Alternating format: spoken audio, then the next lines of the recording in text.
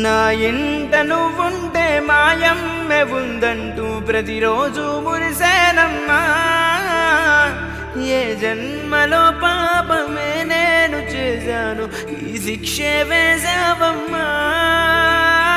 తల్లి తల్లి నా చిట్టి తల్లి, నా ప్రాణాలే పోయాయమ్మా. నీవేనే నీ లోకాల నేను శవమల్ల మిగిలానమ్మా.